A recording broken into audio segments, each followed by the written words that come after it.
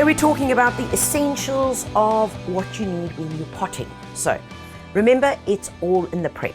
If you get that right and you give your plant the right mix in the container, half the job is done. Then you can sit back and know that you've done it all right, you've put the right ingredients in there, and that the plants are going to be happy. So first rule is never, ever, ever, ever use reused old potting soil.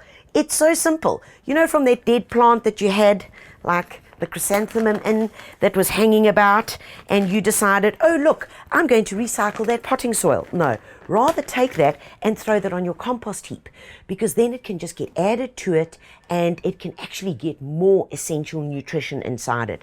So always use fresh potting soil, please. And it's called potting soil for a reason, because it has been formulated specifically to have very good drainage, to be light, to have enough aeration in it so that the plants can be happy. So that's your basic, is good potting soil, number one. And the second most important thing is the drainage. In that, whenever you've got a pot which has got holes, you're going to need drainage pebbles. Now, these you don't need to be fancy about, guys. Don't buy the most expensive pebbles at the local garden centre.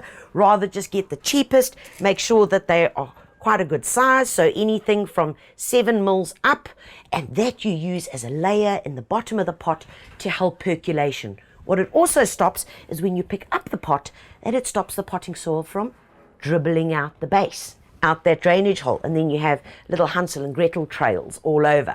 The next thing that you need is a handful of organic pellets. A handful of that into your potting soil mixture just ensures that you've got the right nutrition in there. Next up is this beautiful stuff.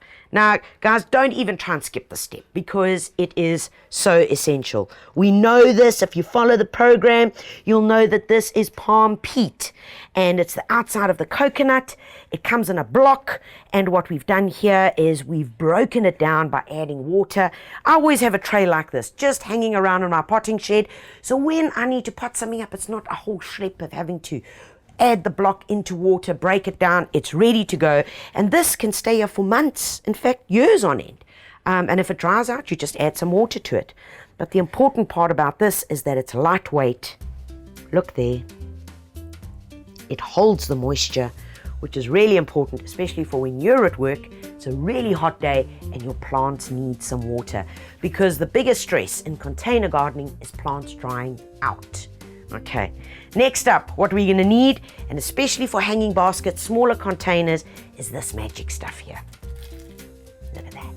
This stuff here is this. Take a look at that. Little granules. Okay, well that's cool. What do I do with this?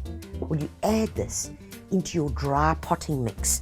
You add it dry like this, and normally a teaspoon in a 5-litre bucket is more than enough, and I'm going to show you why.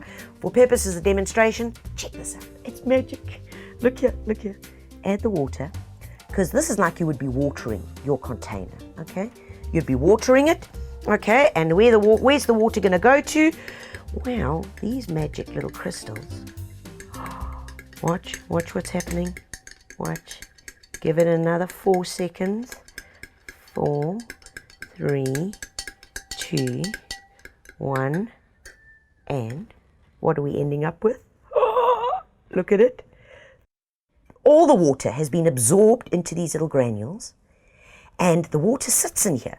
So when it's a very hot day outside and your plants need water, all they do is they suck it up from here. There we go. How is that? I mean, I love this stuff. And that shows you this entire glass of water has been absorbed by these granules. I just love it. Now that for me is knowing that my containers are going to be so happy, and I can even be a really, really amateur magician in between. Good stuff. And the thing with this is that it's completely biodegradable. So the next time you need to zhuzh up your pots, you're just going to add some more to it of these water-wise crystals. Okay, add a bit more, and it's completely non-toxic. So if somebody has to eat this, or if the dog has to decide to eat a whole lump of it, there's going to be no dramas. It's a polymer, and it's not going to cause any problems. So I really dig this stuff.